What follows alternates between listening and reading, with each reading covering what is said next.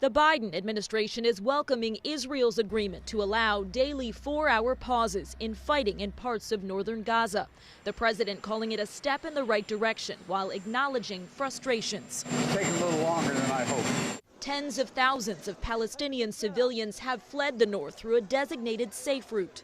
Much more needs to be done to protect civilians and to make sure that humanitarian assistance reaches them. It comes amid growing outrage over new strikes on and near hospitals in the Gaza Strip. While the details remain unclear, the health ministry in Hamas-run Gaza is blaming Israel for a blast at Al-Shifa Hospital, where thousands of civilians are sheltering. Israeli officials say they have evidence it was actually a misfire from a militant group in Gaza.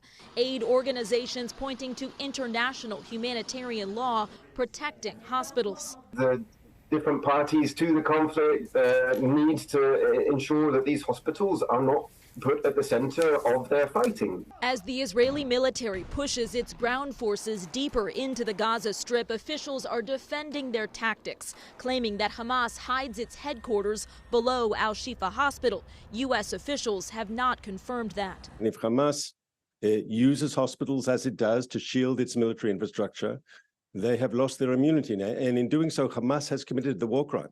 At the same time, the families of hostages taken by Hamas in last month's brutal terror attack are growing increasingly desperate. This man urging the Israeli government to pay any price to bring them home. In Washington, Alice Barr, NBC News. We have seen demonstrations growing across this country with supporters on both sides of the conflict. And now U.S.-based Jewish groups are preparing for a March for Israel next Tuesday on the National Mall here in Washington.